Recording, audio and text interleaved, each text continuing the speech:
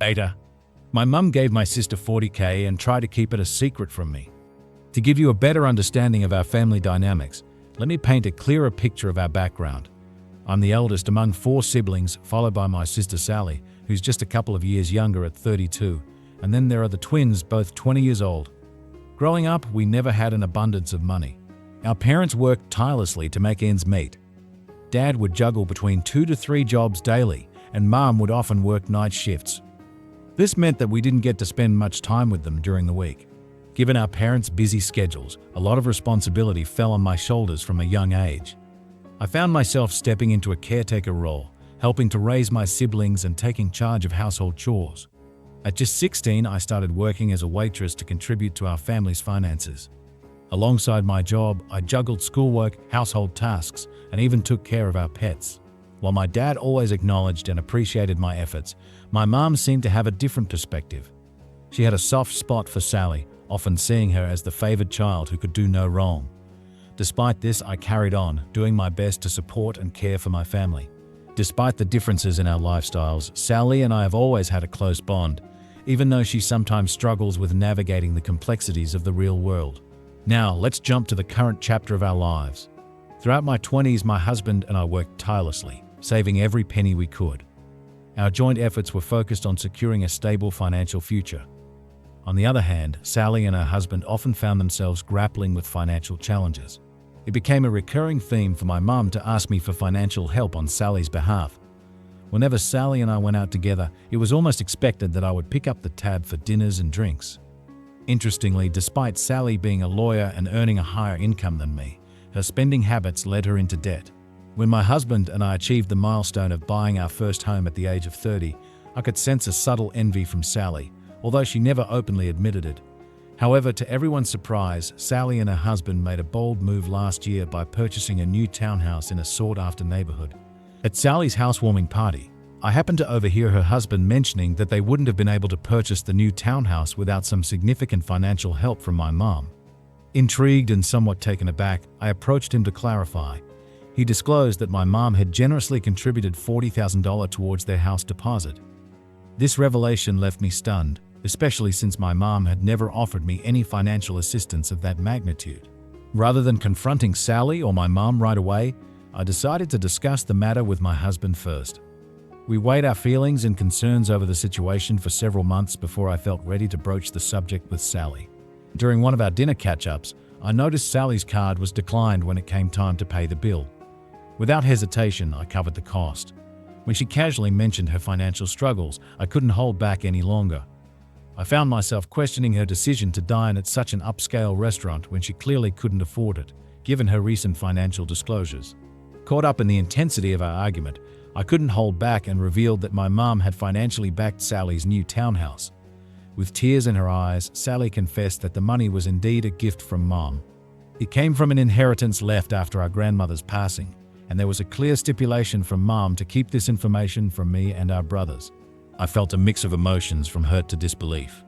I voiced my concern, expressing that it didn't seem fair for Mom to offer such a significant financial gift to Sally without considering her other children. As we continued our heated conversation all the way home, Sally shared her regrets about keeping this secret from me. She tried to explain that they felt compelled to accept the money because they couldn't manage to save enough on their own to buy the house. Later that night, I sought out my dad for some advice and perspective on the situation. While he empathized with my feelings of hurt and frustration, he gently encouraged me to consider extending an olive branch to Sally and perhaps apologizing, given our close bond as sisters. I've been contemplating a conversation with Sally to clear the air and hopefully mend our relationship. However, when it comes to confronting my mom about the financial assistance, I find myself grappling with a mix of emotions, and I'm not quite ready to address it with her just yet. So I'm left wondering, am I the one in the wrong for raising my voice at Sally, causing her distress and tears? After the revelation about the financial support my mum gave Sally, my first step was to put a halt to lending money to my sister. Just recently, Sally called me up, eager to go see a band perform. She asked if I could front the money for the tickets, promising to pay me back by next week. This time, I firmly declined, letting her know that I've decided to stop spending my money on her. To my surprise, Sally seemed to take it relatively well. She was a bit taken aback, maybe even shocked, but she didn't push the matter any further. It felt like a small victory in setting boundaries, even though the situation remains complicated. Update. Firstly, I took the initiative to reach out to Sally and extend my apologies for raising my voice during our argument. To my relief, she was understanding and reassured me that there was no hard feelings on her end. In fact, she expressed feeling guilty about the whole situation. To further mend our relationship, Sally and her husband invited me over for dinner later that week to have a heart-to-heart conversation. Over the meal, they both opened up and apologized for not being upfront about the financial assistance from our mom. They admitted that despite their best efforts to save up for a house on their own, Sally had accumulated a significant amount of hidden debt. This debt had put them in a tight spot, making it nearly impossible for them to buy a home without the financial boost from our mom. While I want to believe Sally's claim that our mom's offer came without any direct request from her, I can't help but wonder if there's more to the story. Knowing Sally's subtle ways of seeking help in the past, I can't shake off the feeling that there might be other layers to this situation that haven't been fully disclosed. I sat down with Sally and her husband during our dinner and shared my thoughts with them. I let them know that while I appreciated their apologies, the core issue for me was the feeling of being deceived.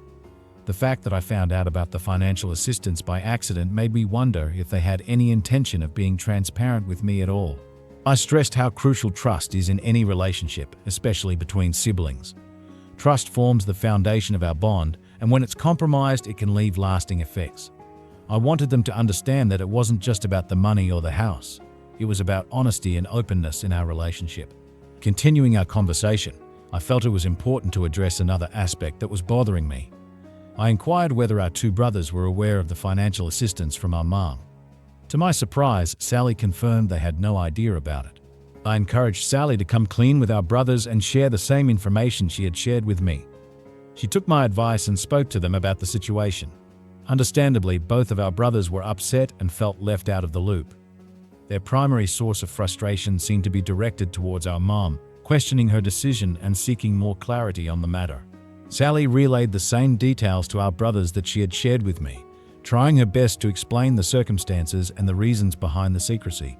The main question on our brothers' minds mirrored my own. Why had our mom chosen to assist Sally and not extend the same kind of financial help to any of us? They brought up instances where they had been open with our parents about their financial challenges, which was one of the driving factors behind their decision to join the military. My husband and I have also been transparent with our parents about our financial situations. We've had candid discussions about money matters and even made significant sacrifices to save up for our own homes. Despite our open communication and efforts to be responsible with our finances, our mom hadn't offered any financial assistance to us, which left us all feeling puzzled and somewhat left out. After much thought, I grappled with the decision of whether to approach our mom directly about the situation. I had a feeling that she might not be entirely upfront or forthcoming with me if I asked her directly, so I came up with a different approach. I asked Sally to join me in calling our mom, putting her on speakerphone so we could all be part of the conversation. With Sally by my side, we posed the burning questions we had about the financial assistance and our mom's decision-making process. What became apparent during our conversation was a key difference in our life choices. Sally has plans to start a family, while my brothers and I have chosen to remain child-free. It seemed that Sally's intentions to give our mom grandchildren might have played a significant role in our mom's decision to offer her financial assistance. This revelation added another layer to the already complex dynamics within our family. Upon learning this revelation, a wave of hurt and frustration washed over me. I felt compelled to confront our mom, sharing with her how her favoritism towards Sally felt like a deep betrayal to me and my brothers. At first, our mom seemed hesitant to admit any bias or favoritism. However, as our conversation continued, she eventually opened up and confessed that Sally's plans to start a family had indeed influenced her decision to provide financial assistance for the house purchase. She made comments like, "Sally is planning to give me grandchildren, so she needs a house," implying that Sally's future family plans played a significant role in her decision. Our mom also mentioned, "Couples without children like you and your husband travel so much, you're hardly ever home. So you don't really need a house," indicating that she saw our lifestyle choices as another reason not to offer us the same kind of financial help. These comments further deepened the hurt, making it clear that our mom's decisions were based on biases about our life choices rather than an equal treatment of her children. In that moment, I wish I could say I had a sharp and poignant response to our mom's revelations. However, the truth is, I was so overwhelmed with emotions that I ended up in tears, unable to find the right words to convey my feelings.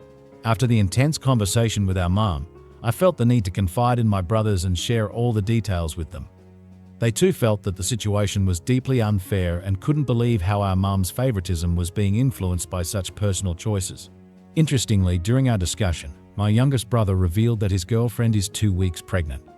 They hadn't shared this news with anyone yet, given how early it is in the pregnancy.